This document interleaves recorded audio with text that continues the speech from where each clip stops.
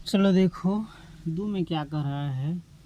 एक द्विघात बहुपद ज्ञात कीजिए जिसके शून्यकों का योग तथा गुणनफल क्रमशः दी गई संख्याएं हैं। करा द्विघात बहुपद ज्ञात करने के लिए जिनके शून्यकों का योग है और ये गुणनफल है, दोनों क्या है, क्रमशः दिया गया है। दो में टोटल 6 प्रश्न है। 6 प्रश्न को हम बारी बारी से बनाएंगे। अगर कुछ हिंट चाहिए तो ले सकता है, पीछे तुमको दिया हुआ उदाहरण 4 में। द्विघात बहुपद ज्ञात करना है ना, तो देखो कैसे ज्ञात करेंगे।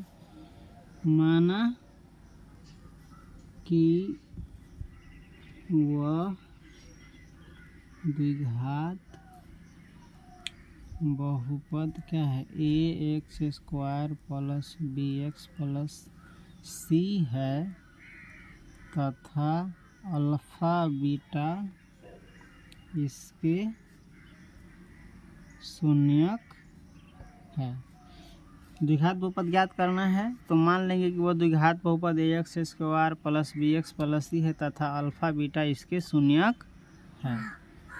तो प्रश्न से कौन चीज से, शून्यकों का क्रमशः दिया हुआ है ना, शून्यकों का योग तथा गुणनफल क्रमशः, तो शून्यकों का योग ये हुआ क्रमशः यानी बारी बारी से, और गुणनफल ये हुआ।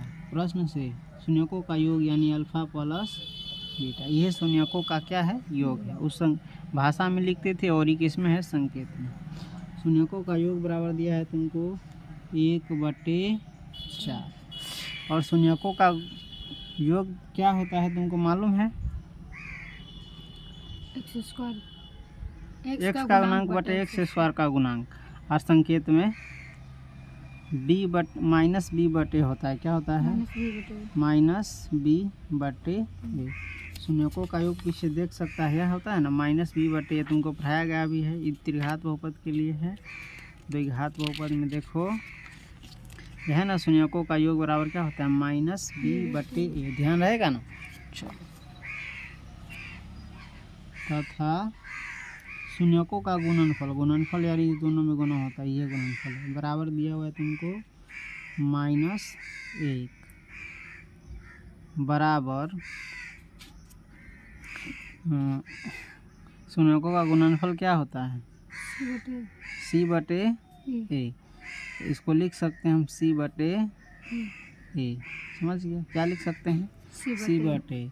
तो लेकिन याद रखना, c बटे ए लिखने से पहले इसके बट्टा में 4 है ना, तो यह तो माइनस बी बटे ए है, तो यह c बटे ए में 4 आना चाहिए। तो हम इसको लिख सकते हैं -4 और बटे कहला कि -4 बटे 4 को काटेंगे तो -1 उड़ जाएगा, ठीक है। जिसमें a बराबर इसमें भी 4 आ गया और a बराबर इसमें भी 4 आ गया। शून्यकों का गुणनफल होता है c बटे a बराबर करने के लिए हम ऐसे किए, ठीक हो गया। अतः हमको द्विघात बहुपद ज्ञात करने के लिए a, b और c का मान पता होना चाहिए। अतः a बराबर देखो, तो में 4 है, रोहू में 4 बराबर, निचका बराबर निचका का होता है, ऊपर का बराबर ऊपर का होता है। अतः a बराबर क्या होगा, 4।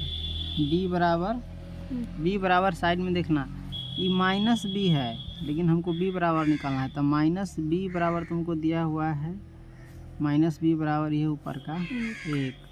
तो b बराबर क्या होगा, ये दोनों बगल हमको तो b निकालना है ना, तो एक को हम लिख सकते हैं, b बराबर सीधे हो जाएगा -1, माइनस वही बगल चला जाएगा।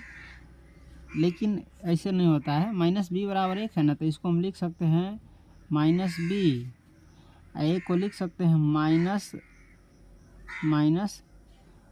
इंटू -1, एक को हम लिख सकते हैं ऐसे माइनस इंटू -1। देखो तो माइनस गुने माइनस प्लस हो जाता है और एक का एक रहे, यह माइनस से माइनस कट गया, खाली बगल b बच गया, तो यह b बराबर क्या आ गया, -1 आ गया है।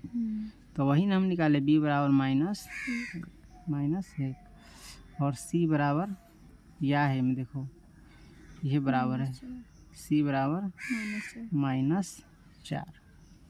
अब इसमें a के जगह पर, b के जगह पर, c के जगह पर जो जो मान हमारा निकला हुआ है वो रख देंगे, तो हमारा द्विघात बहुपद ज्ञात हो जाएगा। समझ गया। अतः डायरेक्ट दिया है कि उसमें रख कर के बनाए।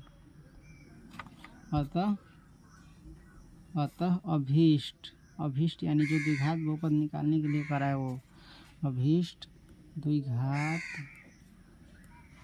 बहुपद बराबर इनमें एक की जगह पर अब रख देंगे हम 4 4x²। समझ गया। प्लस है तो प्लस b के जगह पर हम b बराबर कितना है -1 तो प्लस तो पहले से तो में रख देंगे -1 इंटू एक्स प्लस c के जगह पर -4 तो प्लस तो पहले से तो -4 है तो -4 रखेंगे बराबर बना देंगे इसको 4x² plus into minus x के एक्स प्लस इंटू माइनस। समझ गया। हमारा अभीष्ट द्विघात बहुपद निकल गया 4x² - x - 4। समझ गया। चलो।